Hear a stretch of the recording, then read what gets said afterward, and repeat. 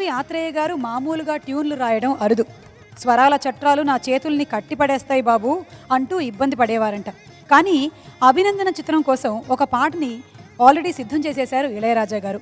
Recording రోజు పొద్దున దాకా పాట రాయడానికి చాలా ఇబ్బంది పడ్డారంట ఆత్రేయ గారు.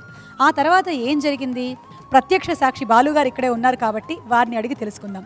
ఇప్పుడు ఆ అందమైన పాట విందాం. ప్రేమ ఎంత మధురం.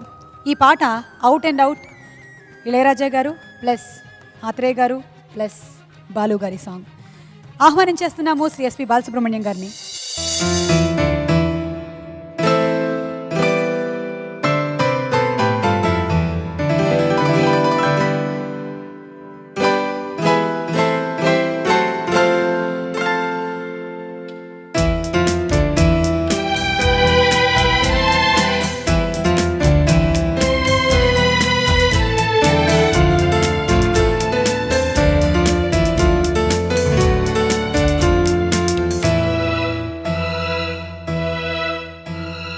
ప్రేమ ఎంత మధురం, ప్రియురాలు అంత కఠినం.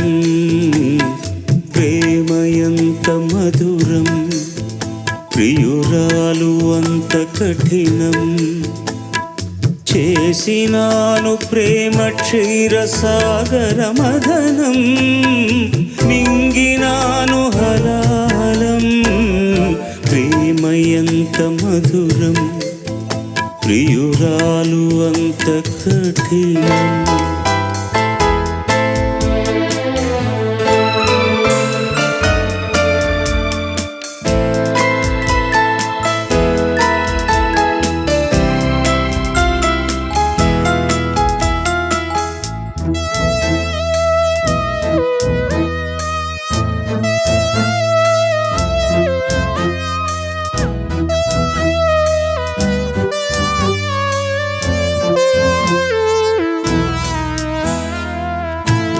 ప్రేమించుటేనా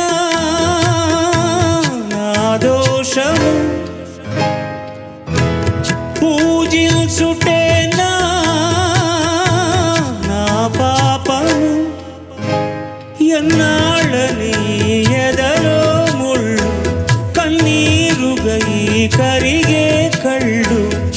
నాలోని నీ రూపము నా జీవనాధారము. అది ఆరాలి పోవాలి ప్రాణము. ప్రేమ ఎంత మధురం, ప్రియురాలు అంత కఠినం.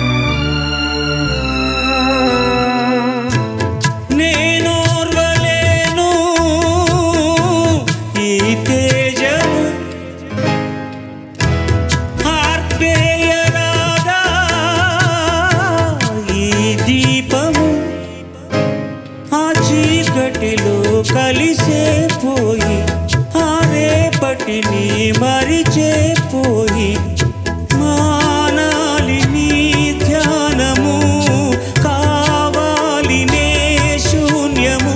అప్పుడాగాలి ఏ మూగ గానము. ప్రేమ ఎంత మధురం, ప్రియురాలు అంత కఠినం. చేసినాను ప్రేమ క్షీరసాగర మదనం, మింగినాను హలాలం. ప్రేమ ఎంత మధురం, ప్రియురాలు అంత కఠినం.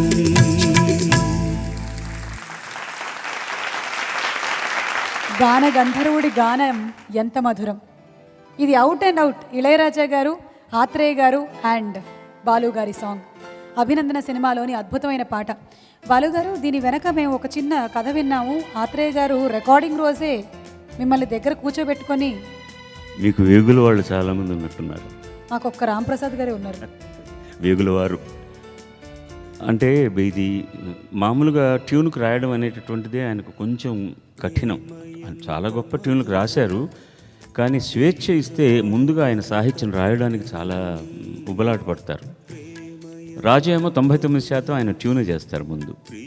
ఇది మామూలుగా ఉండే తతకారులు, ఇప్పుడు మహాదేవన్ గారు లాగా మిగతా వాళ్ళలాగా అయితే మామ కూడా ముందుగా పాట రాయించుకుంటారు, రమేష్ నాయుడు గారు ముందుగా రాయించుకుంటారు.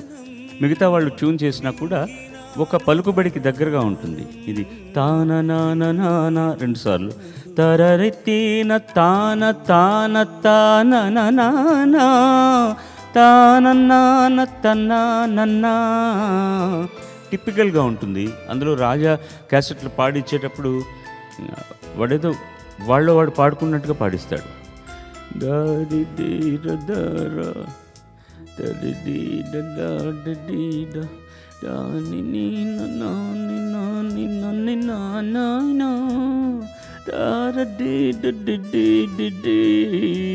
ఎగ్జాక్ట్లీ ఇలాగా ఉంటుంది. అది అర్థం చేసుకోవాలంటే అది చాలా కష్టం.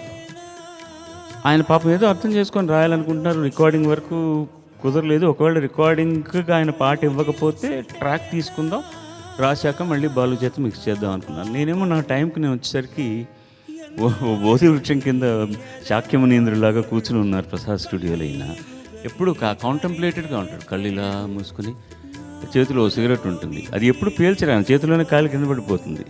ఆయన సిగరెట్ అలవాటు లేదు. అది గమ్మత్తుగా ఏంటంటే ఎప్పుడో సిగరెట్ కాలుస్తారు, అది పేల్చరు, అలా పడేస్తుంటారు. నేను వెళ్ళి గురుగారు నమస్కారానికి వెళ్ళి, రారా కూర్చో, నాకు వాడు పాడింది ఏం అర్థం కావట్లేదురా, ఎలా రా ఇది, ఇప్పుడు రికార్డింగ్ కావాలి కదా, అశోక్ కుమార్ ఏమో వెంటనే షూటింగ్కి వెళ్ళాలంటున్నారు, మరి ఎట్లా రా అన్నారు.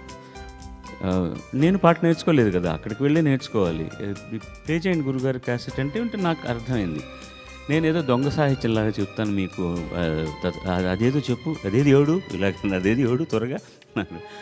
అది ఏదో నేను దొంగ సాహిత్యం చెప్పాను అనమాట. నాకు నువ్వు ఇష్టం ప్రియురాలు అంత కష్టం, చేసుకుంటే ఎంత పుణ్యం ఉంటుందయ్యా అనేది ఇష్టం వచ్చిన మాటలు రాసి, ఇప్పుడు అర్థమవుతోంది రే నాకు, నేను రాయడానికి ప్రయత్నిస్తానని అరగంటలో పాటించేశాను.